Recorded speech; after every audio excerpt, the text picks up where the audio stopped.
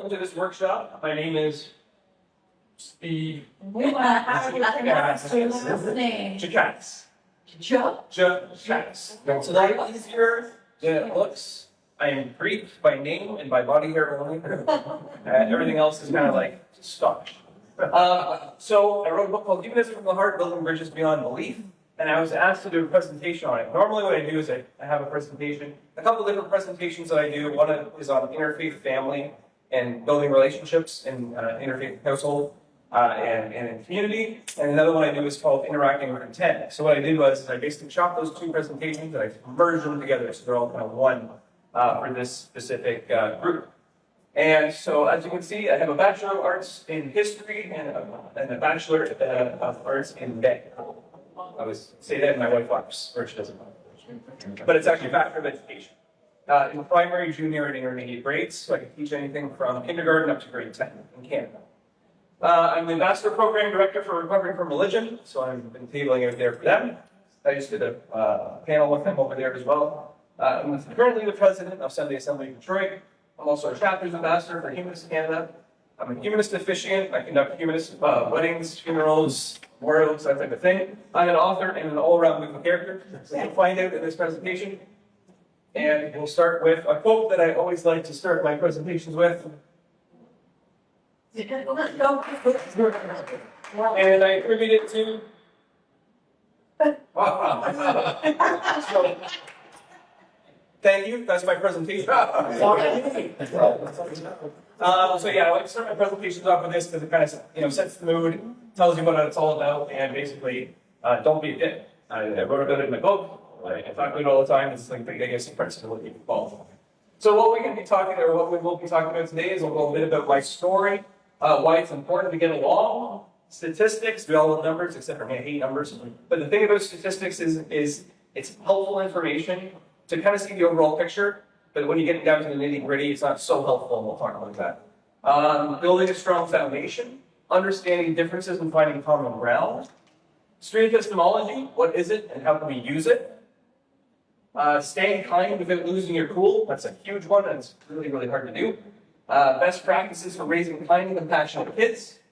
Resources for interfaith interactions. My final thoughts, and then your questions, comments, queries, and concerns, because by the end of this, if you don't have any concerns, I will be concerned about you. So my story. So I was accidentally raised as a freethinker by my loving but clueless mother, Anita. She loves when I say that.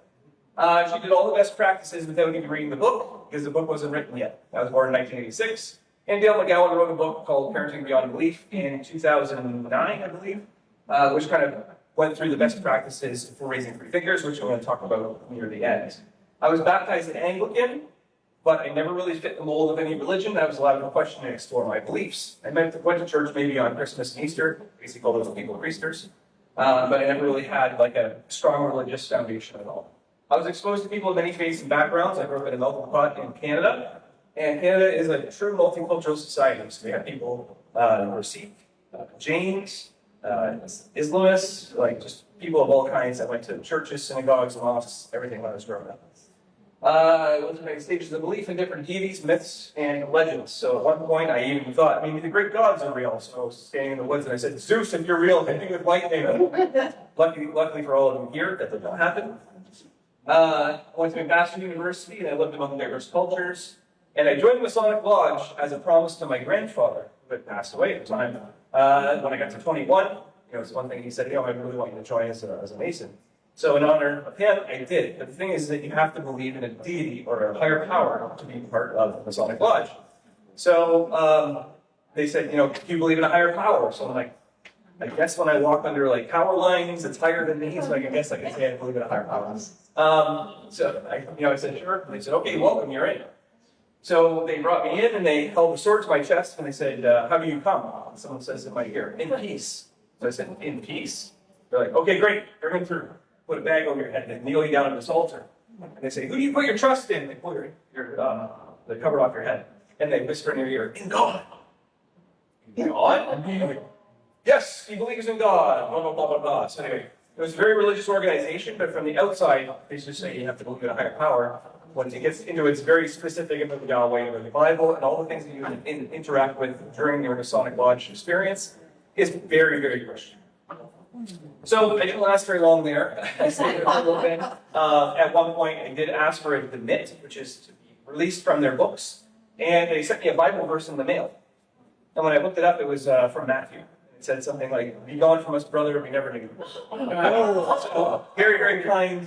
There's no hate, love sometimes. You know what I'm saying? So I married a Christian.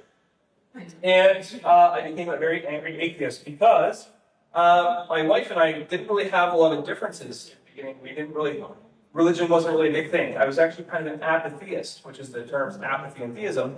Didn't really care about religion. So I'm like, oh, she's a Christian girl? That probably means she's a good person? I don't know. You know, so we didn't really talk about religion at all until we did when we were about to have kids. And it was like, how are we going to raise our children? And and part of the thing is, too, is that my marriage was more like my actual wedding ceremony was very religious, just inherently by it being her family's church and that type of thing. And our vows had the word God in them. And at the dinner that night, her parents said, her parents are amazing people. Her dad passed away recently, the last couple of years, and it's been a huge hole in our family and in my heart. But they said at the dinner speech, we're so glad she met someone who believes the exact same thing she does. And that was a big hit to my heart because I'm like, great. Now everyone thinks I'm a believer and I feel like a wolf in sheep's clothing. So I turned into an angry atheist and I was more mad at myself for duping people into thinking I was something I wasn't than the people who were actually assuming that I was something that they could see that I was. I was sitting in the churches beside them. I was, passing the plate around, that type of thing, right? Most people, when they're a non-believer in a markedly religious society, you just kind of pretend to get along to fit the mold, and that's kind of what I did. So I went looking for ways to have cordial conversations about deeply held beliefs because I'm like, I need to be able to get along with my wife and my family, my religious family, and I want them to know who I am, but at the same time have these conversations. I discovered street epistemology, humanism, and interfaith resources. One of them is Anthony Magnabosco, who was walking around, and he actually wrote the foreword to my book, and I'll get into him and what he's done in that. And I practiced and perfected the art of finding commonalities in others, and then I wrote a book about getting along regardless of the worldview. So, why is it important to get along? It's a rhetorical question, but I have some answers for you. So, also known as who cares? So the first thing is mutual understanding. So it's important to get along if we can develop mutual understanding. If you can find out why somebody believes what they believe, like what SR does on Atheist Experience, when he says, what do you believe and why? Asking why do you believe something, right? If you can find out the actual basis for someone's belief, you're going to develop a mutual understanding, which will then really lead to mutual acceptance. If you can accept people for who they are, I mean, not the harmful aspects of their belief system, but if you can accept people for who they are based on the mutual understanding that you have with why they believe what they believe, that will lead to mutual respect.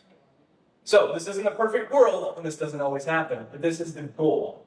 So it's important to get along so we can develop mutual understanding, have mutual acceptance, and build a mutual respect. Well, let's look at religious diversity in the USA. So Christians make up 63% of the population, but broken down, Catholics are 19%, and Protestants are 40%. And then there's 44,987 versions of Christianity. That makes up 4%. 1 in 4 Americans considers themselves unaffiliated with any religion. Right? If you look at the religiously unaffiliated, 29%. It's from Pew Research from 2023-2024. So according to Pew Research Center, most interfaith partnerships are more likely to be young, highly educated, high medium income, and with a major census metropolis areas. It's because these people are understanding that it's important to find commonalities in other people and not just rely on whether or not they fit the same belief system as them. 1 in 5 Americans are in religious relationships, and that number is actually shrinking. And why do you think that is? Why do you think it's shrinking, the number of people that are in interreligious relationships? Religion is personal soul. Yes, we were simple. That's right.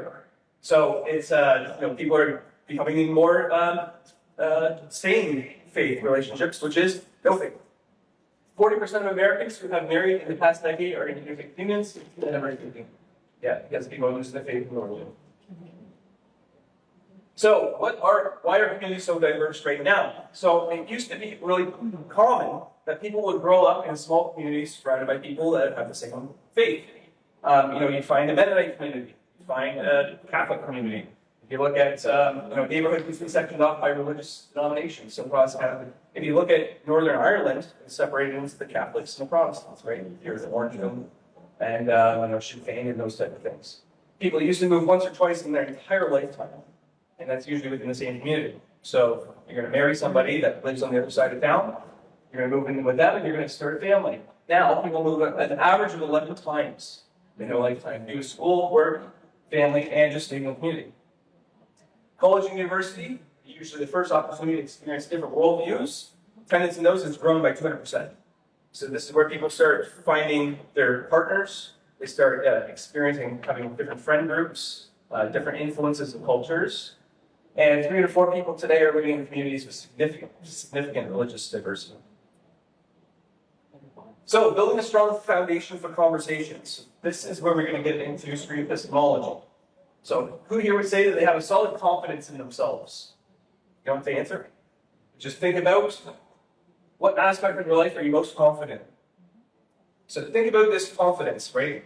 Think about what it is you're confident in. Think about the confidence itself. How did you build that confidence? So, think about the steps in the process that you took to build that confidence. And superimpose that confidence onto your presence in a situation. So you could be talking about religion, you could be talking about politics, you could be talking about Humanism from a Heart, a book I wrote in front of a bunch of people, right? If you think about the confidence that you have in yourself and how you build that confidence and what it is, you can superimpose that onto any situation. So you may not be confident in flagging someone down and saying, "Hi, I'm Steve. I saw you online. It's really cool that we're having this conversation right now." If that's what I'm really confident in doing, and I'm not so confident in talking to people in front of everybody else, I'll think about, okay, I'm just talking to one person, right? Use that confidence. Kind of like when they say picture everyone in the room naked. You can do that too. So understanding differences and finding common ground. So what is street epistemology? Epistemology is the study of foundational knowledge. How do you know what you know? Street is somewhere to practice having conversations. It doesn't have to be a literal problem. The Socratic method is asking open-ended questions that make people think about their epistemology. And altogether, we'd be using the Socratic method to gently ask questions to your conversation partner to get them to understand how they came to know what they claim to know. It's a big, giant thing, but it's basically like you're asking people how did they come to believe what it is that they believe. And how do we use it? So start with building rapport. So if you're getting into any kind of conversation, whether it's political, whether it's religious, whether it's something that's a deeply held belief of some type, start by saying, "Oh, how are you doing since the last time I saw you? I know that your mom had a back surgery. How's her back doing? Is she doing okay? Is there anything I can do to help you?" Building that rapport is really important before getting into deeply held belief. Finding a topic to focus on. So you don't want to talk about multiple different things about like religion and politics and all these scary things, right? You want to narrow it down to one topic and one focus. Try to put yourself in their shoes. So that's one of the things that's the most hard thing to do is you can, and that's where we go back to the very first section where we talked about mutual understanding. If you can find out why someone believes what they believe and put yourself in their shoes and say, okay, if I believed this, this would be the reason why, and this is how I would interact in this situation. You can ask a question to break the ice. So it's not really good to start with like, why do you believe in myths? It's really going to cause like a really bad backfire effect, right? So you could say something along the lines of, well, I see you're wearing a cross. What does that cross mean to you? Show genuine curiosity. So Dale McGowan, who's a hero of mine, author, parenting and interfaith relationships, he always says that genuine curiosity, if he can imbue his kids with one thing, it would be infinite curiosity. Because curiosity leads to everything else. If you're curious about something, genuinely curious, you're going to start doing some research, you're going to look into things, you're going to ask questions, you're going to do all this critical thinking and research. So that is the one thing. If you show genuine curiosity, especially in these conversations, people are going to want to spill the beans and tell you what it is that they believe in. Ask follow-up questions to fully understand their perspective. Take, again, SR on atheist experience or talk even. He's really good at that, asking follow-up questions to fully understand perspective. You're not just going to say, okay, well, I know that you believe this, but blah, blah, blah, blah. Oh, okay, well, okay, I understand that you believe this. You know, how did you get to believe that? What were the steps in the process to finding out that this is true? Right? Repeat that there's equal points to show understanding. So you can do, you know, if someone says, you know, I believe that God is a unicorn with 16 horns, you can say, okay, I understand that you think that there's an animal creature out there that you're calling God that has 16 appendages. Can you explain a little bit more about that? You repeat it back to them so that they know that you're listening and that they understand what they're saying. Model the behavior that you want your conversation partner to copy. Again, SR's really good at this. Maintaining your calm during these conversations. Even if they're getting heated, if you're going to stay calm, it may even lower the temperature. There's times where it won't, and we'll talk about that in a second. And answer with honesty and openness. If they're asking you questions, make sure that you're open and honest about your beliefs and your situation so that it also models behavior. And it you know, it basically nips all the hostility in the bud, for the most part. So these are the things to remember. So it's okay to take your time asking questions and responding. You don't have to rush through a conversation. There's never a time where you have to gish gallop and talk over people and they are talking over you. It's just, you know, take your time, ask the questions, take your time responding. It's okay to say you don't know when you don't know the answer. It's the most important thing. And the most honest thing you can say is, I don't know, if you actually don't know the answer. There's a lot of things that we'll never know, right?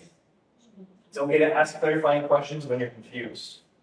So this is a really important one too, because sometimes people will just jump on you or you will jump on them without understanding what it is they're actually saying. So you can ask those clarifying questions. Okay, when you said that you don't like people that are not the same color as you, did you actually mean that you are racist? Or, please explain this to me. And then that way it gives them a chance to either correct it or to continue saying, yeah, I think that, blah, blah, blah. Oh, okay, you shouldn't be talking about it. It's okay to pause the conversation or find it out. So if this conversation is getting very hostile, you don't have to stay. There's a situation in my book in the third chapter where I was wearing a shirt that said, there is no hell, be kind anyway. I actually brought the shirt. I'll probably wear it tonight. It's a really funny shirt. And this guy with a handlebar mustache came up to me and he's like, no hell, I should just punch you in the face. And then I'm like, excuse me? Yeah, I'm like, what? He's like, your shirt says there's no hell. So I said, okay, well, what does the Bible say about hell? He says, I don't know, I haven't read it. So I was like, okay, sir, well, thank you for your opinion. I'm going to be going now. You can dismiss yourself from the conversation, or you can run the hell out of there, whatever it is that you feel like you need to do. You don't need to have a conversation with someone, especially if you're being hostile or insulting in any way. And always be sure to thank the conversation partner. So it's a really good thing to develop the habit of, I really appreciate you being here today and having this conversation with me. I've learned so much, and I hope that you've also learned something from this. Maybe we can touch base later and continue this conversation. It's just, a really polite way to end things. And on a good note so that you open the door for a conversation. Sure. Especially with somebody who's like a close family member or friend. You've probably seen this guy walking around here. This is Anthony Magnabosco. He's the founder of Street Epistemology International. So Anthony read a book called A Manual for Creating Atheists by Dr. Peter Boghossian. And Dr. Peter Boghossian didn't actually want the book to be called that. He actually wanted it to be called How to Have Impossible Conversations. But the publishing company didn't think it was harsh enough, so they're like, hey, let's put this label on it, Manual for Creating Atheists. And, it kind of caused a lot of issues. And Anthony read that book. And at the time, and Anthony will tell you this, he was going out on the street and yelling at street preachers and telling people, people were saying, you're going to hell, and he was like, prove it, asshole. And there's videos of that, because he shows the videos from back in that time. But basically, after that, when you read the book, and he started applying the methods and going out on the street and actually setting up a table, having like a timer, having a notepad, and having a jar of bubble gum to kind of demonstrate some things, he was having better conversations. He was just having those cordial conversations that we talked about earlier with the Socratic question. So this is a really difficult thing. And I'm not going to sugarcoat this. This is not easy to do. But staying kind without losing your cool. Remember why you're there. So The biggest thing you can do is remember why you're there. If you don't have a good reason for being there, don't be there. You know, if you don't have a good reason for having a conversation with this person, and you're just doing it because they're yelling at you, whatever, get the hell out of there. You don't need to be around this person, right? If you have a really good reason for wanting to be there, if you're like, I really want to just develop a relationship with this person, not necessarily that I want them to believe exactly what I believe. I just want to have a relationship with this person. So keep that in your mind as you're having this conversation. The next thing is ask yourself what you can learn from this. This is the one thing I do in every situation I go into. I say, well, what can I learn from this? I don't say it out loud because it'd be weird, but I say it in my head, what can I learn from this? We're in a room right now with all these people, and I'm thinking to myself right now, what can I learn from this? There's going to be people that are asking me questions, and maybe these questions have never been asked before, and maybe I'll have to think about some things, right? So remind yourself that this person is in the same boat. So this person is also a human being. Sometimes we make the mistake of putting people up on a pedestal because we think that they're, higher stature than us. I have 2 ministers that constantly post on my wall when I post anything about my book or anything like that. I have 2 ministers, it's father and son, and they constantly batter my stuff. And the funny thing is that I always respond in kindness, cordiality, and at one point I even said, because they were saying, something about prayer working and this, that, and the other. And I said, prayer does work because, it lowers your blood pressure, it calms your breathing, it maybe helps you think clearer, you can think for yourself. But I said to him, I could post a study here from the Templeton Institute that basically talks about intercessory prayer. I could do that, show your followers kind of thing. But, you know what I'm talking about. I'm not going to do that. Let's have a cordial conversation. Right? Walk away. If you don't feel comfortable, it's a thing I'm going to keep driving home because I see all these conversations happen where people are just heated and getting in each other's face. If you don't feel comfortable, you feel threatened by any means, walk away. You don't need to be there. And show your appreciation for the conversation like we talked about in the last one. That is probably the most important thing. At the end of a conversation, to follow it up with, thank you for being here. I really appreciate the insight that you've given me today. I'm going to think about it. I'm going to do some more research, and I'm going to get back to you on this, and we'll have another conversation. This is a really good quote by Dale McGowan that I love, and it's, we must give ourselves a good hard mental swat every time we feel inclined to mock, sneer, or roll our eyes at those whose beliefs differ from our own. So that always really hits home, and it's funny because there's people on all sides of the religious divide. So Wilder hadn't figured out how to win over evangelical leaders. But to win elections, he still needed an issue to get grassroots evangelical voters to the polls. He realized that defending racial discrimination might not be it. Now this is where the abortion debate comes in. Here's Falwell in 1982.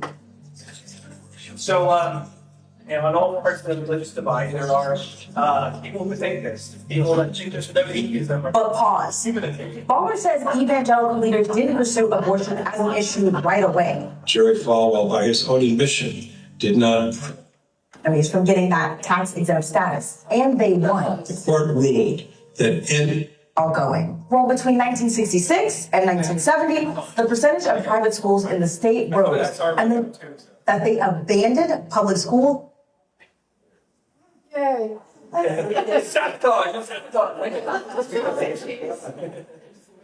So, it's a really important quote that I feel is important for all sides to understand because, there's the saying where it's like, there's no hate like Christian love, because sometimes people will think about this about us as well, right? Mock, sneer, and roll their eyes at us because we believe something different than them.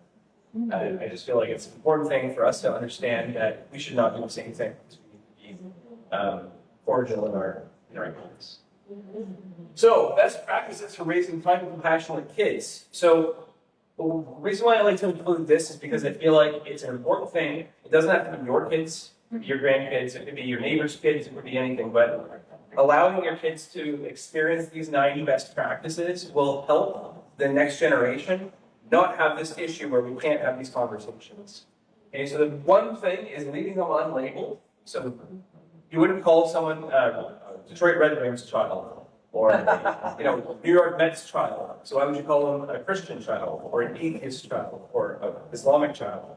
Leave them unlabeled. it places this label on them that they have to live up to, and they have no idea what it is that they're actually defending when they get to that point. Encouraging religious literacy.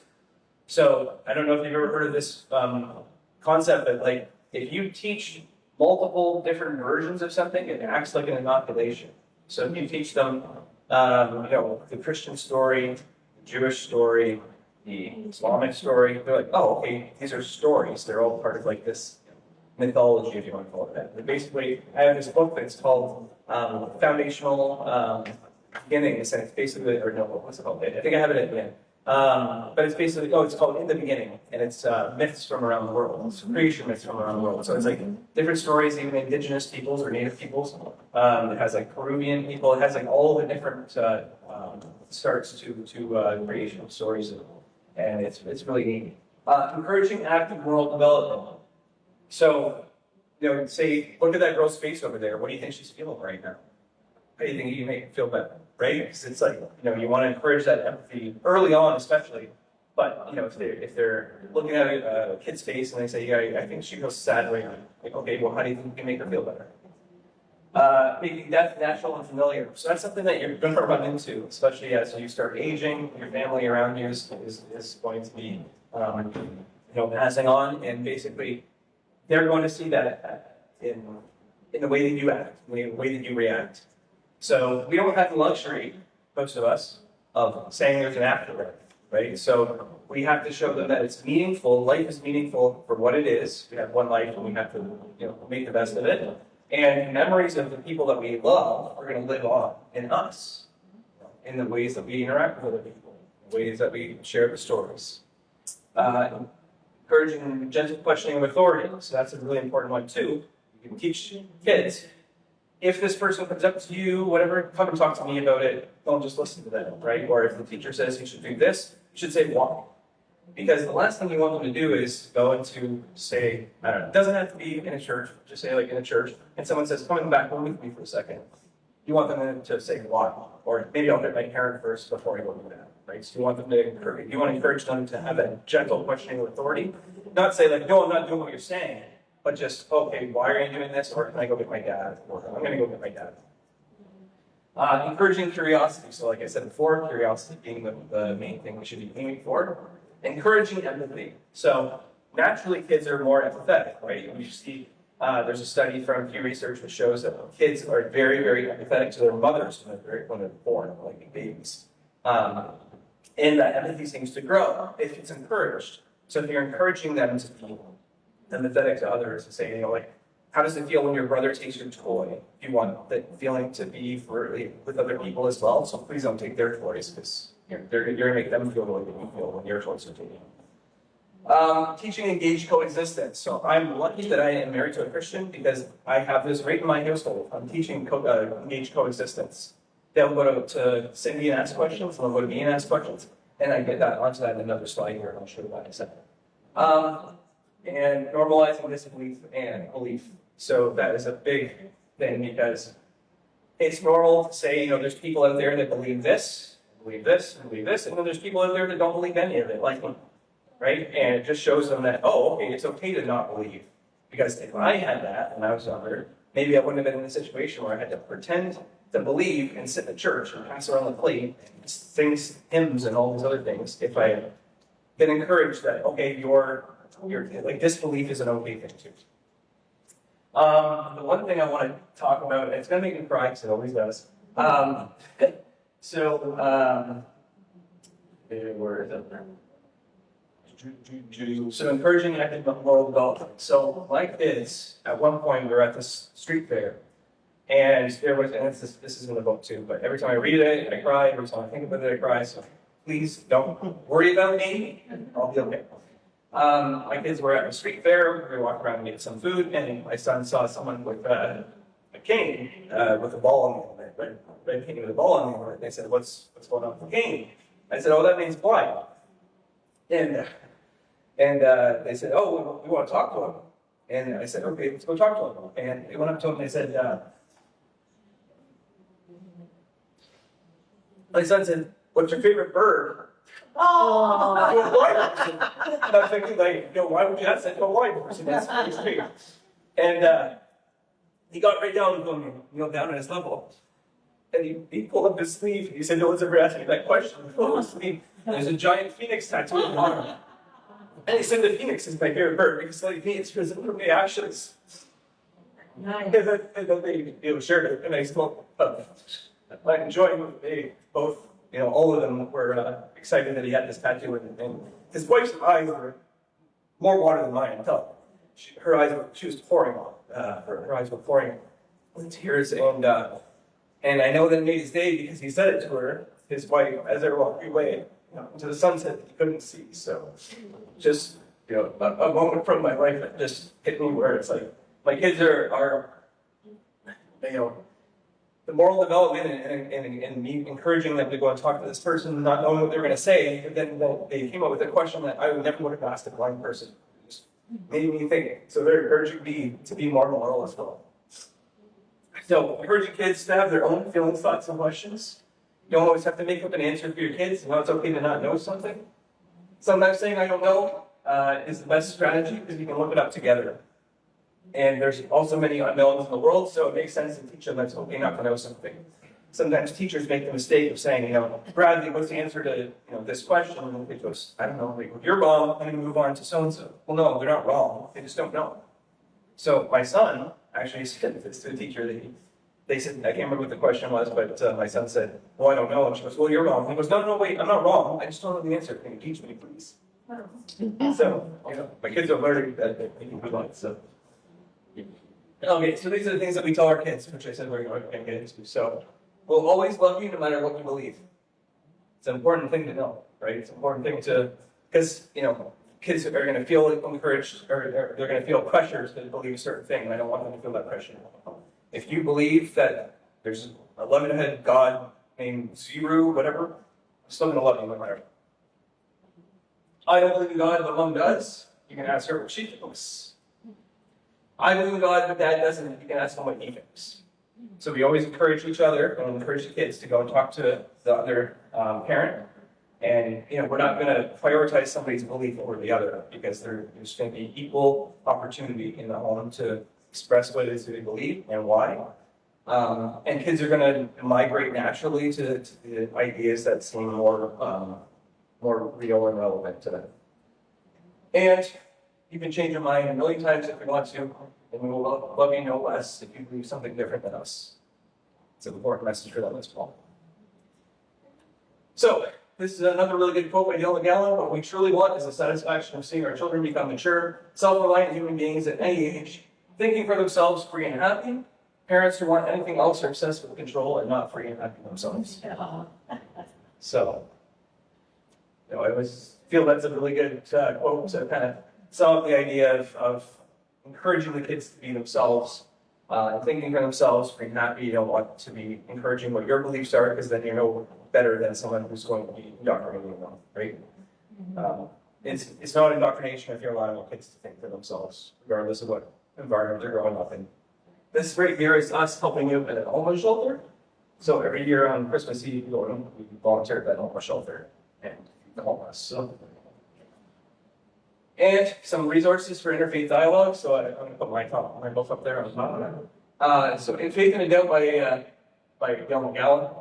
It's how religious believers and non-believers can create strong marriages and loving families. He did a lot of research on this. He talked to 100 different couples and tracked their relationships over a certain period of time. It was people that were in different relationships. So one would be atheist and Christian, one would be Mormon and Jewish, whatever. It's just different demographics of people. Sharing Reality, How to Bring Secularism and Science to an Evolving Religious World. That's by Jeff T. Haley and Dylan Gallon. So Dylan Gallon is an atheist. Jeff T. Haley is actually a Christian. And it was an idea that they came up with, let's write a book together on sharing reality. How can we make the world a better place, even though we have different views? And How to Have Impossible Conversations, a very practical guide by Dr. Ghikadis and James Lindsay. So he eventually did get the title that he wanted. He just had to write another book. And he eventually was able to call it How to Have Impossible Conversations, which I think is better than a manual for creating atheists, because there's a lot more input over the years, and actually Anthony Megadosco led a lot of the study and research into how to actually have these impossible conversations that Dr. Peter Boghossian and James Lindsay were able to adapt with the book in. So what we truly want is the satisfaction of seeing our children. Oh, I already read that one. Sorry.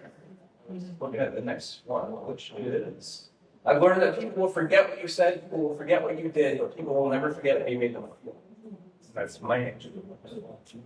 So, some final thoughts. I would say you don't have to be a perfect person. You don't have to be a perfect parent. You don't have to be a perfect partner. You do your best with what you know, and when you learn better, you do better, just as my manager would say. So, any questions, comments, queries, concerns? Yes, we're gonna get your book. Have some here. Yeah, so yeah, I have some here.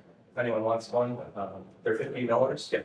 Have your children already decided whether they So it's really funny because they change their minds a lot, and the cool thing is that it shows critical thinking and active development because they are going through the different myriad beliefs. And one thing that Dale McGowan always says is it's okay to try on different paths, and you never have to settle for something, right?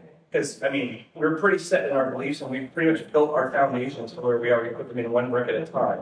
Whereas, if you're giving us a religious label or something like that, you don't know how to live up to that label, that's usually when they crumble, right? If you're on a foundation of sand, as I say in the Bible, you will fall, right? So if you're on that foundation of solid bricks, concrete, whatever that we've built, you're on that foundation. But you can, even myself, if somebody has some evidence of something out there that would convince me, I'm open, not exactly open to exploring that. I don't think it's going to happen. But my kids are, my older one is basically, he calls himself a secular humanist, but he's only 8 years old. And then I have a 6-year-old who says, I believe in God. And I'm like, oh, okay, cool. What is God to you? And he goes, well, God's like a fish character that comes to him in his sleep. Oh, okay, cool. And the next day it'll be, well, I believe in God because, there's a rainbow in the sky, and I think that he painted it with his paintbrushes. So I'm like, oh, well, that's really cool. He must have really big paintbrushes then. Right? And the cool thing is that you never have to tell them that they're wrong because we don't know the answer. And one of the things is that they're always going to evolve their thinking. And we know, right? we do, right? So Tell how brains are created back to everybody. yes. So the thing is that there's 2 different ways that you can approach this. If they really want to know the answer, you give them the answer. If they want to explore their own way of thinking, you let them explore their own way of thinking. So if they want to say, well, I think there's God because the rainbows, I think that he painted it with his paintbrush. I'm like, oh, okay, cool, that's a really big paintbrush. And just leave it at that. If they say, how are rainbows created? How are rainbows, then I'll say, let's look it up together, and we'll actually go and look it up. It's important to let them have autonomy, because if they want to know a real answer, then they'll get the real answer. And if they want to just think that, because they're never going to think this forever. They're not going to be 26 years old and think that rainbows were painted by God with this paintbrush. We eventually gave up Santa. Say again? We eventually gave up Santa. Right, exactly. I hope no kids are watching this today.